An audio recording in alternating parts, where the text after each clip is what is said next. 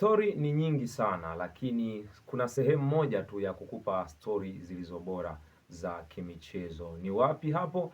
Basi ni VOC Media, sehemu ambayo tunaenda kupata update bora za kimichezo. Je, kimejiri nini au nini kimehappen? Wataalamu wanasema hivyo. Sasa leo bado tupo pale pale kwa wekundu wa Msimbazi, Simba. Simba wamefanya vizuri sana kwenye eneo la kiungo na eneo la safu ya ulinzi, kwa maana ya mabeki wa kati, beki wa pembeni Nixon Kibabage, Shomari Kapombe, lakini pia Rushen De Reuck pamoja na Ismail Olivier Ture na mlinda mlango wao Jibril Kasali. Eneo la katikati Yusuf Kagoma, Alassane Mondo Kante, Ino Loemba, kina Chama Clatous pamoja na Neo Maema wamefanya kazi kubwa sana kwenye eneo la kati.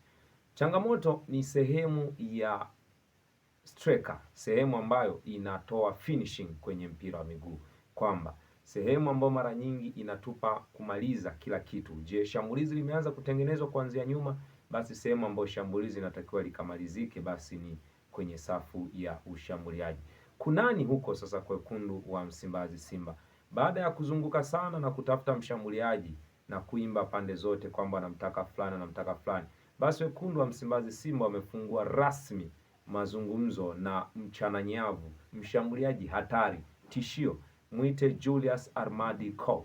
Huyu ni raia wa Kameruni, mzaliwa wa tarehe 16 ya mwezi Juni ya mwaka 1909, kwa maana 1999. Ana umri wa miaka 27 mpaka sasa.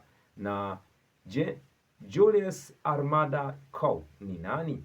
Huyu jamaa msimu uliopita alikuwa anacheza ligi ya MTN Elite 1, ligi ambayo inapatikana nchini Kameruni, kwa maana ya ligi ya Kameruni. Ikumbukwe Simba wamesajili baadhi ya nyota kutoka Kameruni akiwemo Che Malone Fondo, lakini pia Ino Jospin Luemba alitoka pale kwenye klabu ya Colomns ya pale pale Kameruni.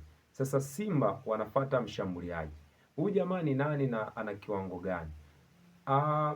Julius Armada Coe bana ni miongoni mwa washambuliaji hatari sana barani Afrika, kwa sababu ndani ya misimu mitatu aliyocheza baadhi ya ligi, katika kila msimu amefunga magoli 20 plus, yani 20 na unyutura, yani na kidogo.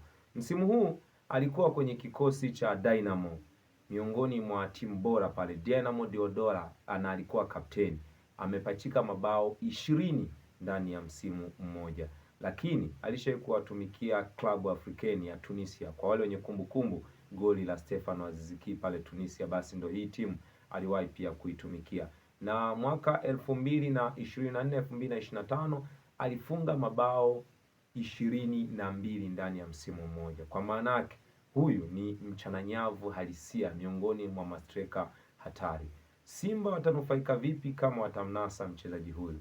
Ikumbukwe tu Simba hawahitaji mchezaji ambaye labda anaweza kumiliki mpira, anaweza kufanya nini. Simba wanamtafuta striker ambaye anaweza akawa ana uwezo wa kupimana ubavu na safu ya ulinzi, lakini mwenye uwezo wa kufanya finishing iliyo bora. Basi kwa Julius Armadi Coe kama watamnasa, basi hii ni finishing bora ambayo inaweza kaenda kutokea kwa wekundu wa Msimbazi Simba. Hayo ni ya kwangu, lakini tuwasubiri wekundu wa Msimbazi Simba. Je, watainasa saini hii? Lakini tayari wameshafungua mazungumzo naye. Hii ni VOC Media, kilingeni cha kukupa taarifa zilizo bora, na mimi ni Paul Tembo. Usisahau tu kutufuatilia kwa kusubscribe YouTube, Instagram pamoja na Facebook, kulike, comment na kushare. Ndiyo kazi yako kwa ajili ya kupata kile kilicho bora wakati wote.